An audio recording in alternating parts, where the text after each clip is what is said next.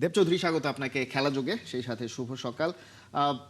সাকিব আল হাসানের রাজনৈতিক স্ট্যান্ড, তিনি আসলে খুব বেশি যে বক্তৃতা, বক্তব্য, ভাষণ এগুলো দিয়েছেন সেটা বলা যাচ্ছে না। যেটা শুরুতে বলছিলাম, মাঠের রাজনীতিটাও আসলে ওইভাবে সেভাবে করেননি। একটা ইলেকশন তিনি করেছেন একটা রাজনৈতিক দলের হয়ে, যেটা আসলে আমরা সবসময় আলোচনা করি যে July spirit. Even last Awami লীগের যে প্রেস মিটটা ছিল সেখানেও সাকিব আল হাসান একটা রেকর্ডেড বক্তৃতা দিয়েছেন। সেখানেও আসলে তিনি যে জুলাই স্পিরিটের বিপক্ষে যাওয়া, গণহত্যার বিপক্ষে যাওয়া, সেটাকে অস্বীকার করা, এই ধরনের কোনো আলোচনায় তিনি যাননি। তিনি বরাবরই বলেছেন যে আমি এই যে ঘটনাগুলো, যে মৃত্যুগুলো হয়েছে সেগুলোর সঙ্গে সমব্যথী। আবার ঠিক সেই একই রাজনৈতিক দলের সঙ্গে তিনি থাকছেন এবং সেই রাজনীতিটাই করছেন এবং প্রকাশ্যেই করছেন। সবকিছু মিলিয়ে কি আসলে কি হিসাবটা কি মেলে? সাকিব আল হাসান আসলে কি চান? Good morning Khalid. খুব ইন্টারেস্টিং টপিক। আমার জন্য খুব ইন্টারেস্টিং এই জন্য হচ্ছে যে cricketer Shakib Al Hasan, we all use to know him being the greatest ever cricketer of Bangladesh, এবং সেই সাকিব আল হাসান পলিটিশিয়ান। আমি এর সঙ্গে একটু যোগ করতে চাই, সেটা হয়তো দর্শকদের বোঝার জন্য একটু সুবিধা হবে। দ্য ভেরি মোমেন্ট মাশরাফি বিন মুর্তজা আওয়ামী লীগের রাজনীতিতে জয়েন করলেন এবং এমপি ইলেকশন করতে চাইলেন, ওই সময় তার সঙ্গে আমার কথা হয়েছিল। এবং আপনি যদি ঠিকঠাক মনে করতে পারেন যে 2015 বিশ্বকাপ তার আগে পরে, 2019 বিশ্বকাপ তার আগে পরে, এই 4টা বছর বাংলাদেশের সম্ভবত জনপ্রিয়তম মানুষ ছিলেন মাশরাফি বিন মুর্তজা। মাশরাফি বিন মুর্তজাকে ওই সময় আমি বলেছিলাম যে ভাই, আপনি রাজনীতিতে জয়েন করলেন, আপনি তো সবার ছিলেন, সব মানুষের। যেই মুহূর্তে আপনি রাজনীতিতে জয়েন করলেন, you are just sliced into 2 pieces. You are just sliced. আপনি আওয়ামী লীগ না করে বিএনপি, জাসদ, জাতীয় পার্টি, জামাত, যে কোনো রাজনৈতিক দলে যাইতেন, একই ঘটনা ঘটতো। সো এই যে মানুষের রাজনৈতিক মনোভাব বা পার্টিকুলার দলের প্রতি পছন্দ, আসক্তি, ভোট দেওয়া, এই ব্যাপারগুলো না, ধরেন ক্রিকেট, ফুটবল নাই, যখনই আপনি রাজনীতির মাঠে নামবেন তখনই আপনি একটা পক্ষের হয়ে যাবেন। সো মাশরাফির ক্ষেত্রেও সেটা ঘটেছে, সাকিবের ক্ষেত্রেও তাই। খালিদ, আপনার কি কখনো এটা মনে হয়েছে, জাস্ট প্রশ্ন না, আমার জাস্ট একটা আপনার কাছে ধরেন যে নিজের একটা কথা, যে Shakib Al Hasan the day he joined Bangladesh Awami League, election করলেন, এমপি হইলেন, তখন থেকে আসলে তার কোন পরিচয়টা আপনার কাছে, আমাদের কাছে বড়, ক্রিকেটার সাকিব নাকি রাজনীতিবিদ সাকিব? আমার কাছে বরাবরই রাজনীতিবিদ সাকিব। কেননা যখন আপনি at your playing days, same goes to Mashrafi bin Murtaza, same goes to আপনি উপমহাদেশের অন্যান্য গ্রেট প্লেয়ার্স যাদের কথা বলেন, Rana Tunga, Imran Khan, every one of them, তারা খেলা ছেড়ে গিয়েছিলেন, তারা খেলতে খেলতেই, আমাদের দেশের 2 গ্রেট খেলতে খেলতেই রাজনীতিতে এসেছেন। সো এই যে রাজনীতিতে নামা, যখন আপনি রাজনীতিতে এনগেজ হয়ে গেলেন, তখন থেকে আপনার খেলোয়াড় পরিচয়টা তুলনামূলক কম কিংবা কিছু ক্ষেত্রে গৌণ।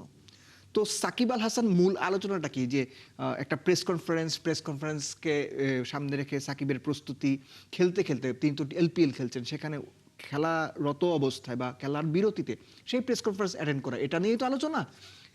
এটা পলিটিক্যাল পার্সন বা রাজনীতিবিদ সাকিব আল হাসানের 100% স্ট্যান্ড, যে আমি এই রাজনীতির সমর্থক, আমি এই রাজনীতিটাই করতে চাই, আমি এই রাজনীতির মাধ্যমেই আমার ভবিষ্যৎ বা ক্যারিয়ারটা দেখি। সাকিব আল হাসান কয় বছর খেলবেন? 3, 4, 5, 6 বছর। ন্যাশনাল টিমের দরজাটা তার বন্ধ হয়ে গেছে আরো অনেক আগে। আমি এখানে ছোট করে যোগ করি খালিদ, সেটা হচ্ছে যে আমিনুল ইসলাম বুলবুলের বোর্ডের সময়, ওই সময়ের সম্মানিত বোর্ডের পরিচালক আসিফ আকবর, হ্যাঁ, আসিফ ভাই ইংল্যান্ডে গিয়েছিলেন, তিনি সাকিবের সঙ্গে দেখা করেছেন, সাকিবের সঙ্গে দ্যাট ওয়াজ নাইস মোমেন্টস। আমরা এই ছবি বা ফুটেজগুলো গণমাধ্যমে দেখেছি। সেই সাকিবের বিপক্ষে দাঁড়িয়ে আসিফ ভাইয়ের একটা পোস্টও আমি দেখেছি, যে তিনি বলছেন যে ভুল করেছেন, সামথিং লাইক দ্যাট। সো জিনিসটা হচ্ছে যে ক্রিকেটার সাকিব, দেখেন ওই সময় কিন্তু সাকিব আওয়ামী লীগই করতো, বাট ক্রিকেটার সাকিবের প্রতি সাধারণভাবে, যিনি আওয়ামী লীগ হয়তো পছন্দ করেন না বা একেবারেই ঘৃণা করেন, তারও একটা সফট কর্নার ছিল বা একটা ভালোবাসার জায়গা ছিল, না সাকিব তো আমাদের ক্রিকেটার। সো এই জিনিসটা আমরা অনেক সময় গুলিয়ে ফেলি, বাট আমাদের এটা মাথায় রাখা জরুরি। নাও বর্তমানে তো বটেই, সাকিব যখন থেকে রাজনীতিতে জয়েন করেছেন, সাকিবকে রাজনীতিবিদ হিসেবেই ট্রিট করাটা আইডিয়াল। আর যেটা বলছিলাম, এই যে আমিনুল ইসলাম বুলবুলের বোর্ড, তার আগে পরে বিভিন্ন সময় সাকিবকে আনবে, দেশে ফেরানো হবে, সাকিবকে আনানোর সাথে রাজনীতির কোনো সম্পর্ক নাই, আমি বারবার এই কথাটা বলেছি। দ্যাট ওয়াজ কমপ্লিট স্টাম্পবাজি। আমি শেষ করি খালিদ, সেটা হচ্ছে যে এই জিনিসগুলো করে যেটা হয়েছে যে সাকিব আসবে আসবে আসবে একটা আলোচনায় রাখা হয়েছে। দেখেন সাকিব কিন্তু আলোচনায়, বাংলাদেশ ক্রিকেটের ন্যাশনাল টিমে না খেলো আলোচনায় কোথা দিয়ে? পলিটিক্স দিয়ে। কেননা সাকিব খুব ভালো জানেন পলিটিক্স বা রাজনীতি তার আগামী দিনে টপে থাকার সবচেয়ে বড় জায়গা। আপনি পছন্দ করতে পারেন, না করতে পারেন, সাকিবকে প্রশংসা গালি দুটোই দিতে পারেন, এটা কমপ্লিটলি আপনার চয়েস, কিন্তু সাকিবের ভিশন ক্লিয়ার। জি, আপনি যেটা বলছেন সেটা হচ্ছে সাকিব আল হাসান একজন রাজনীতিবিদ। তিনি যে রাজনীতিতে জয়েন করেছেন, তিনি সেটাই ফুল টাইম করবেন, সেটাই খুব স্বাভাবিক। মোটামুটি আপনি যেগুলো বললেন, যে কথাগুলো, সেটার একটা সামারি যদি আমি দাঁড় করাই, সেটা হচ্ছে অফকোর্স এটা। অফকোর্স। কিন্তু সাকিবকে যখন প্রশ্ন করা হয়েছে গণমাধ্যমের তরফ থেকে যে আহ, আপনি কেন রাজনীতিতে জড়ালেন, যে প্রশ্নটা আপনি মাশরাফিকে করেছিলেন, সাকিব আল হাসানকেও তো আমরা সেই প্রশ্নটাও করেছি যে আপনি তো দুই ভাগে ভাগ হয়ে গেল আপনার সমর্থকরা, হয়তোবা কেউ আপনাকে আরো বেশি ভালোবাসছে, আর যারা ভালোবাসতো একটা অংশ হয়তোবা এখন আর সেই ভালোবাসাটা তার প্রতি প্রচন্ড দেখাচ্ছে না। ঘৃণা করবে। ঘৃণাও করছে। এর উত্তরে সাকিব আল হাসান বলেছেন, বা ইভেন 5 আগস্টের পরবর্তীতে তার স্ট্যান্ড ক্লিয়ার করার ক্ষেত্রে নিজের ফেসবুক পোস্টেও তিনি বলেছেন যে তিনি আসলে রাজনীতিতে জয়েন করেছেন যতটা না রাজনীতিবিদ হওয়ার জন্য, তার চেয়ে বেশি তার এলাকা মাগুরার মানুষের জন্য তিনি কিছু করতে চেয়েছেন, এবং সেই করতে চাওয়ার তাগিদ থেকেই তিনি এই রাজনীতিতে জয়েন করেছেন। এটা তার অফিসিয়াল বক্তব্য। তার মানে কি সেই তথ্যটা আসলে সত্যি নয়, যে আসলে তিনি রাজনীতিবিদই হতে চেয়েছেন, সেটা আসলে মাগুরার উন্নয়ন তিনি করতে পারুন আর না পারুন? কারণ এই মুহূর্তে তো আসলে সে ধরনের কোনো চান্স তার নেই। যদি সাকিবের ওই কথাকেই আমরা বেঞ্চমার্ক ধরে নেই, তাহলে মাগুরার উন্নয়নের জন্য রাজনীতিই করতে হবে। ধরেন আমার হোম ডিস্ট্রিক্ট মানিকগঞ্জ আমার প্রচুর টাকা, ধরেন আমার হাজার হাজার কোটি টাকা, একটা কথার কথা, মানিকগঞ্জের উন্নয়নের জন্য আমার নট নেসেসারি রাজনীতিই করতে হবে। এই দেশে প্রচুর মানুষ আছেন রাজনীতি না করেও সামাজিক কাজে অংশগ্রহণ করেন, মানুষের সেবা করেন, অনেক প্রশংসাযোগ্য ভালো কাজ করেন। সাকিব সেটা করতে পারতেন। সেটা করার জন্য রাজনীতি করতে হবে, নট নেসেসারি। আর তার চেয়ে বড় বড় প্রশ্ন হচ্ছে, উইথ ডিউ রেসপেক্ট, বাংলাদেশের রাজনীতিবিদেরা বেশিরভাগ সংখ্যক, অবশ্যই সবাই না, বেশিরভাগ সংখ্যক টিভিতে, পত্রিকাতে, গণমাধ্যমে যে কথাগুলো বলেন, এগুলোকে তারা নিজেরা বিশ্বাস করেন। এগুলোর আসলে ইমপ্লিমেন্টেশন সাধারণ মানুষ আমরা যারা আছি, আমাদের প্রাত্যহিক জীবনে, আমাদের সামাজিকতায়, কিংবা আমাদের এই যে সারাউন্ডিংস, এখানে কতটুকু ইম্প্যাক্ট ফেলে, বা এগুলো আসলে কতটুকু সত্য, কতটুকু আমাদেরকে জাস্ট শান্ত করার জন্য, বা কতটুকু ভাই তুই এটা পাবি, অসুবিধা নাই, তোরা দিব, আপনি পেয়েছেন, কতটুকু পেয়েছেন। সো সাকিব রাজনীতিতে জয়েন করা নিয়ে কি বলেছিলেন, আমার কাছে মনে হয় এই ব্যাপারটা ওই সময়ের বক্তব্য। মানুষ বদলায়, কারণে অকারণে বদলায়। আর সাকিব কোনো কিছু না বুঝে শুধুমাত্র মাগুরার সেবা করার জন্যই রাজনীতিতে নাম লিখিয়েছেন, এটা আমার পক্ষে মানে বিশ্বাস করাটা একটু ট্রিকি। কারণ না, আমি আপনি বলছেন যে রাজনীতিবিদরা যেটা বলেন সেটা আসলে অনেক ক্ষেত্রে সেটার বাস্তব প্রয়োগ থাকে না। না, রাজনীতিবিদরা যেটা বলেন সেটাও আসলে রাজনীতি, অর্থাৎ তিনি বিশ্বাস করুন আর না করুন, তার পেছনেও একটা ওই রাজনীতি যে থাকে। আপনার আমার সন্তুষ্টির জন্য বা কিছু। জি, সেই রাজনীতিটা আসলে কি ছিল? সাকিব আল হাসান যে বললেন যে আওয়ামী লীগে যোগ দেওয়াটা তার জন্য আসলে আওয়ামী লীগ করার জন্য নয়, তিনি মাগুরার উন্নয়নের জন্য করতে চেয়েছেন, এটা 5 আগস্টের পরের ঘটনা। সেই বিষয়টাতে আসলে মানে কি দাঁড়ালো, যে রাজনীতিটা, এটার পেছনের রাজনীতিটা আসলে তাহলে কি? সাকিব আসলে কি চেয়েছেন? সাকিব আসলে কি চেয়েছেন এর উত্তর শুধুমাত্র সাকিব দিতে পারবে। হোয়াট আই ফিল, সাকিব রাজনীতি করে বাংলাদেশে অলরাউন্ডার সাকিবের মতোই একটা দুর্দান্ত অবস্থানে যেতে চান। তার ব্যাক অফ দ্য মাইন্ড যদি এটা থাকে, তাহলে অবাক হওয়ার কিছু নাই, এবার দোষেরও কিছু নাই। আপনি সাকিবকে ধরেন, আবারও বলছি, সাকিব আপনি খুব অপছন্দ করেন, that's fine, that's your choice. আবার দেয়ার আর সাম পিপল সাকিবকে খুব পছন্দ করে।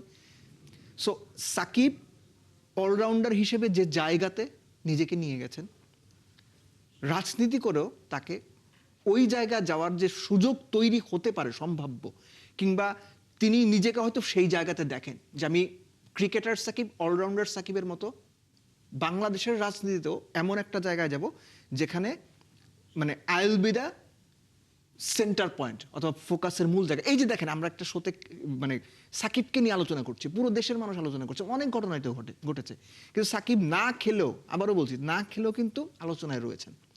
আমার কেন যেন মনে হয় সাকিব লাইকস ইট, সাকিব এটা খুব পছন্দ করে আলোচনায় থাকতে। সেটাই আসলে এই মুহূর্তে মনে হচ্ছে। আমরা একটু সাকিবের বাইরে, অর্থাৎ যেই জায়গাটাতে সাকিব নেই, সেই বাংলাদেশ দলটা Cricket. নিয়েও আলোচনা করতে চাই।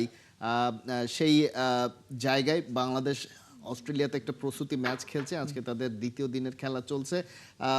একটা ক্রাইসিস মোমেন্টে মেহেদী হাসান মিরাজ সেঞ্চুরি করেছেন, কিন্তু সেটা তো একটা সেঞ্চুরি তিনি করেছেন, এর আগেও ক্রাইসিস মোমেন্টে তিনি দুর্দান্ত পারফর্ম করে দলকে জেতানোর মতন পারফর্ম করেছেন। কিন্তু প্রশ্নটা হচ্ছে যে অস্ট্রেলিয়ার মাটিতে বাংলাদেশের যে কাজটা আসলে সবচেয়ে বেশি জরুরি, টপ অর্ডার ব্যাটিংয়ে বাংলাদেশ আসলে কতটা নিজেদেরকে প্রমাণ করতে পারবে, যদিও প্র্যাকটিস ম্যাচের পারফরমেন্সটা খুব বেশি আমলে নেওয়ারও আসলে কতটা সুযোগ আছে তা নিয়েও কথা বলতে না, পারি। আমলে না নেওয়ারও কিছু নাই। কেননা আমি আপনাকে বলি, দেখেন যে বাংলাদেশের টপ অর্ডারের কথা তো আপনি বললেন, স্পেসিফিক রক্ষচল্লি 6 উইকেট পেয়েছেন, 6 উইকেটে 4টা কিন্তু লেফট হ্যান্ডেড ব্যাটসম্যানদের, সৌম্য, সাদমান, মুমিনুল এবং হচ্ছে আপনার তাইজুল। বাংলাদেশের টপ অর্ডার ব্যাটাররা অফ স্পিনারের এগেন্সে স্ট্রাগল করে। এখন আপনি চিন্তা করেন যে যখন তারা মূল টেস্টটা খেলতে নামবে, লেটস সে অপোনেন্টে, আমি নাথান লায়নকে বাদ দিচ্ছি, নাথান লায়নের জায়গায় যখন টড মার্ফিকে খেলানো হলো, একটা কথার কথা বলতেছি আমি, দে উইল স্ট্রাগল। এই যে প্র্যাকটিস ম্যাচ, এই প্র্যাকটিস ম্যাচগুলো থেকে আমরা কিছু ইন্ডিকেশন পাই প্লেয়ারদের সম্পর্কে। নইলে বরাবর অফ স্পিনের এগেনস্টে স্ট্রাগল করা বাংলাদেশের টপ অর্ডার লেফট হ্যান্ডেড ব্যাটাররা 4 উইকেট দিতেন না। তাইজুল একটা যদি আমি বাদও দিই, তাইজুলকে বাদ দিল, 3 লেফট হ্যান্ডার ব্যাটসম্যান অফ স্পিনারকে উইকেট দিয়েছেন। এটা ভালো সাইন না, অনেকদিন ধরে এটা হয়ে আসছে।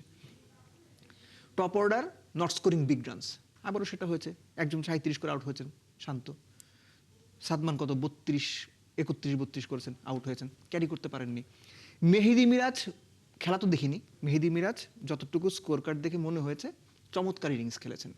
এবং মিরাজ, আমি সবসময় বলি যে টেস্টের মিরাজ দুর্দান্ত, সাদা বলের মিরাজ যতটুকু গড়পড়তা বা সামটাইমস বিলো স্ট্যান্ডার্ড, টেস্টের মিরাজ ততটুকুই দুর্দান্ত। মিরাজ যদি টেস্ট ক্রিকেটে প্রায়োরিটি লিস্টে সবার ওপরে রাখে, আমি এখনও ফিল করি যে 10 বছর তো 11 বছর খেলে ফেলেছেন ইন্টারন্যাশনাল ক্রিকেট, আরও যদি 4-5 বছর খেলেন, হয়তো সাকিবের পর বেস্ট পসিবল অলরাউন্ডার হিসেবে টেস্টে বাংলাদেশে মিরাজের নামটা অনেক দিন থাকবে।